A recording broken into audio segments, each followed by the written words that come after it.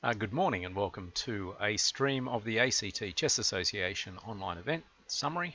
My name is Sean Press. I organise these events on behalf of the ACT Chess Association, and currently we're running one online event a week, which is on Wednesday nights on chess.com. And if you want to take part in that and you're a local Canberra player, just look for the ACTCA Chess Club on chess.com. Apply to join, tell me who you are, and you can take part. So last night, again, we had a small event with a number of interesting games. It was won by Harry Press on 3 out of 3. It was only a 3-round event. In equal second were Amir Malik and Wei Li. Harry played both of those players and won both his games there. And I'm just going to feature his win against Amir Malik in round 2.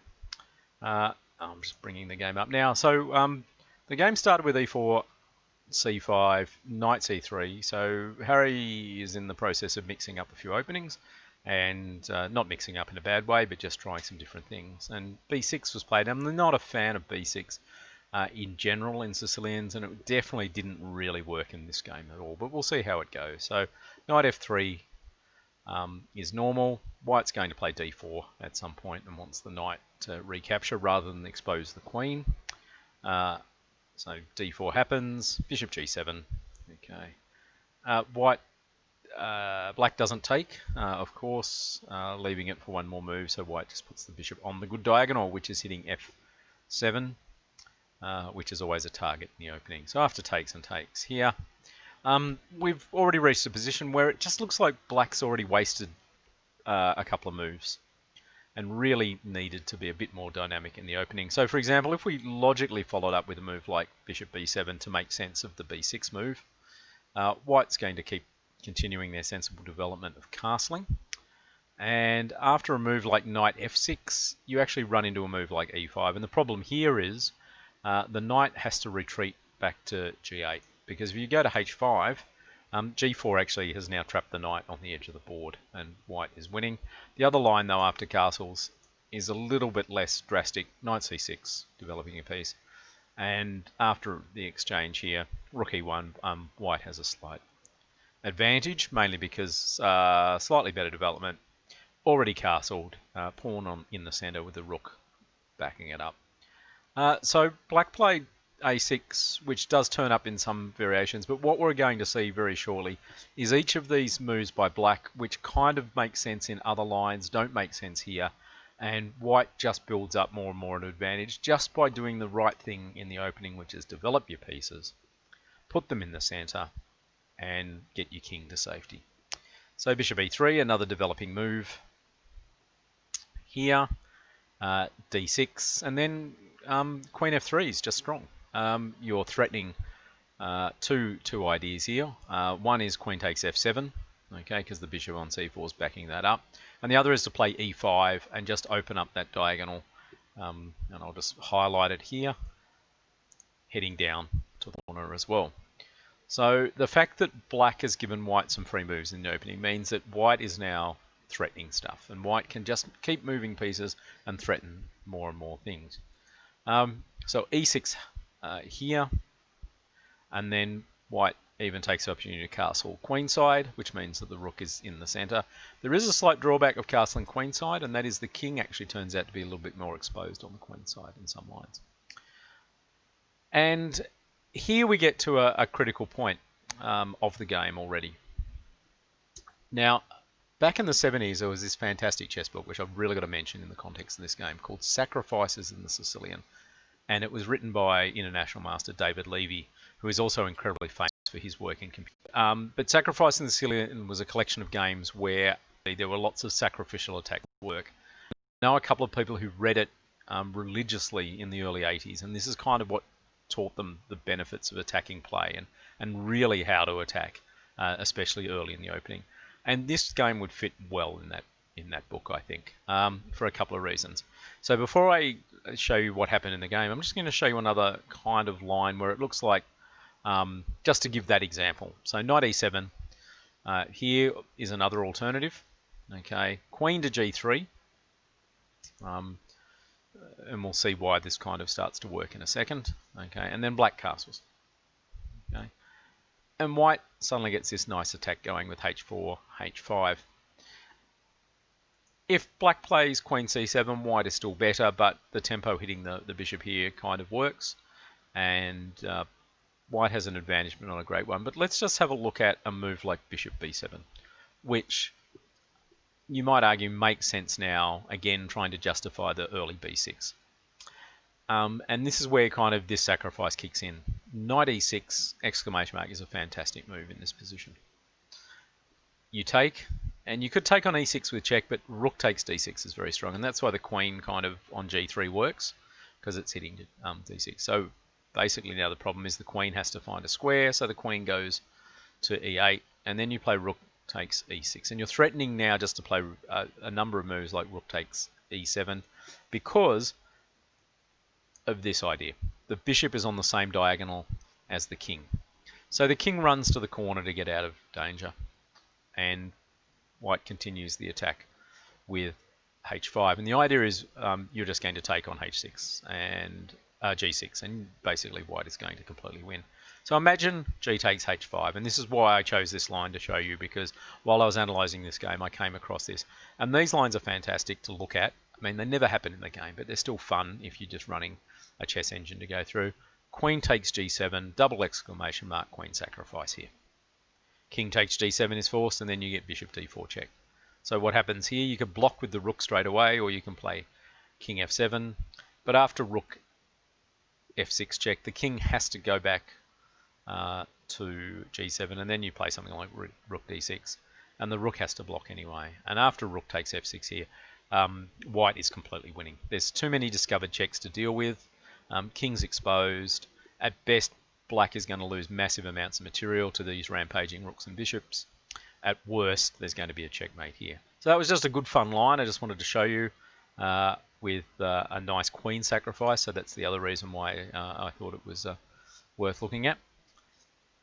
So, but back to the real game. Black played queen c7 here, and this, funnily enough, turns out to allow a sacrifice as well, although white missed it immediately and retreated the bishop back to b3, which wasn't a bad move, but knight db5 was winning pretty much on the spot here because basically d6 is about to fall to pieces. And even if you take and then you play knight takes, okay, first thing to note is the queen can't take the bishop down there because knight takes d6 is just your nice knight fork in this position here, and the queen goes. So that one doesn't work. So you play queen e7, for example, and then knight takes d6 check, king f8, and you're just taking on c8. So you've won back the piece that you just sacrificed. Queen goes to c7, and you can either play bishop takes e6 with various, because the pawn can't take because of the pin on the f file. You can play knight takes b6 as well, but bishop takes e6, and even if white has to deal with this sort of complicating check from black down in b2, you don't take, but you go back here, and white is easily winning this entire position. One of the threats in this position, if I make sure I'm not mucking it up, is an idea like rook to back rank check, because if the queen takes f7 is mate, because the queen needs to defend f7. But white missed that first time through, just retreated the bishop, and after knight f6 suddenly woke up and went, I can play it now, and play knight db5 now. The other move, and it turned out may have been just as good, was e5 here. And this shows why that whole b6 move in the end turned out to be just terrible, because there was always this threat of the queen picking up the rook in the corner the moment the pawn from b7 moved to b6. For example, we take here, we just play check first, king f8, sack the knight because the knight was going to get captured anyway, bishop takes, and then we just pick up the excuse me, we just pick up the rook on a8, and white's got a nice advantage in this position up the exchange, and yeah, shouldn't have any difficulties converting. One question is, what happens if bishop takes b7 to block? Okay, and this knight db5 idea still works even in this position. This is how strong white's position was, that this sack on b5 just worked over and over again. A takes, knight takes, take on f3 for example, we take the queen with check, king goes to d7, we pick up the rook on a8. The bishop takes back, but after rook takes d6 check, count the pieces. You've got a rook and 2 pawns against 2 knights, and normally you would say 2 pieces is about the same as the rook. Your main issue here is that, one, the b pawn is going on b6, so that's another pawn to the good. Your knight on f6 is hanging, and more importantly, the king's in the center, and the 2 rooks and the 2 bishops probably will combine to checkmate it at some point. But e5 didn't get played, knight db5 got played instead. And this is still strong. So a takes, knight takes, king c6, and of course, once again, d6 falls. So knight takes d6. Okay, it's a piece for 2 pawns, so white has sacrificed a piece for 2 pawns, and there's no immediate win here, so this is what qualifies in some books as a true sacrifice, one where it's not like I'm sacking my queen for a mate, which is still a sacrifice in my books. But anyway, king to e7 I thought was the right move because it allows the rook to come across and defend the bishop. Turns out that it probably wasn't. King f8 was a much safer move, and white can even start to go wrong here with something like knight takes c8, queen takes c8, bishop takes b6, and knight out. And even though it's 3 pawns for the piece, the position is slightly in black's favour because black can use the pieces in the middle game a little bit more. So king e7 I thought was great, but no. Now, this is where white had started to miss a couple of things, because positions like this are incredibly complicated, and it is kind of a little bit difficult to keep the attack going. There is a saying in chess that often it's easier to defend than it is to attack, and this is probably one of those positions. Queen f4 is the other idea here. It protects the knight on d6, or gives it some extra protection and gives white some options. For example, knight bd7, e5 now is quite strong because you've got to worry about f7, and if you leave if you move the rook and leave the knight on f6, queen b4 with threatened discovered checks is also quite good here. And if black tries to defend the f pawn with rook f8 in anticipation of e5 coming so that the knight can move, queen h4 turns out to be quite a good move in this position, because after the king goes across to d7, you suddenly jump down here on h7, you're hitting the bishop. Where's the bishop going to go? Takes on e5, for example, and knight takes f7 with threatened discovered checks. Capturing the bishop again is quite good. So this position after queen f4 is good for white. White played g4 with the idea of forcing something like g5 to force the knight to move. e5, before the g-pawn, e5 could have been played even with the swap of queens, and white has enough compensation for the sacrifice, but white really wanted to try and find a checkmate in this position here. I've just received a nice message who's asking me to analyse their game because they beat a 3000 rated chess engine by gambiting everything. I might check it out actually. I won't do it for this broadcast, but it's always big news when someone beats a strong chess engine. So anyway, rook f8 was played, again with the idea, of course, of dealing with either e5 or g5, making sure the f7 pawn is protected. But rook d8 might have been another try here, because obviously you're just threatening rook takes d6. And after g5, rook takes d6, rook takes d6, queen takes d6, g takes f6. We're just swapping everything off. e5's the right move here. You're forking queen and bishop, but more importantly, after the pawn goes, you've picked up the rook on a8. You've just got to avoid too much trouble, but after queen takes b2 check, king d1, very slight advantage to white here. I'm just looking at the material. White's won the exchange, won a rook. Black has won a piece and a pawn, so it's almost equal on material. And often positions like this, it does turn into a battle about which pieces have been activated and which pieces aren't. And again, dynamically, it's kind of equal here. But rook f8 went, and g5 is the right move. Bishop d4's another plan, but after knight b d7, g5 here, knight e8, bishop takes, knight takes. This position's pretty equal. f6, you'd love to be able to put the queen in on f6, but the knight on d7 is keeping an eye on it. So g5 got played straight away, and the knight retreated to f7. And this is where white and black both sort of lost the threat of the position. Black was short of time, by the way. When you're defending, as much as I say it's easier to defend, it often takes more time to defend. Attacking, you've always got a definite plan. It's often reasonably easy to play quickly when you're attacking, and sometimes that's a bad thing, by the way. You might choose the wrong move. But when you're defending, you've really got to make sure you don't get anything wrong. So rook d2 might have been the right idea, and then swing the other rook across. Queen h3 looks good. It's attacking h7, and that turned out crucial later in the game. But knight c5 was the key defensive idea. Because after something like king b1, you've got knight takes, a takes, and b5.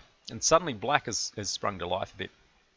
The black king is still in danger in the center, but the black rook and queen are going to start to work together, and the queen is just going to go to a6 and down to a1. So something like rook d3, queen a6, c3, queen to a1, king to c2. Black takes on h1, and after bishop c5, the position looks like it's really good for white, but black has enough defensive resources, at least according to the analysis engine I was using today, to keep an eye on things. I'm not going to go too far because this broadcast would never end if I spent all my time analysing this position here. Instead, bishop e5 was played, and now it starts to swing back into white's favour. So knight c4, bishop to a6, and then we play knight takes e5, knight takes e5, bishop d4 here.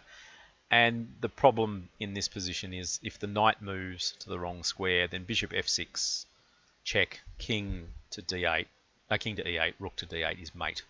So there is a mating net being set up in this position. So the queen went to e4 instead, and then the rook went to h1.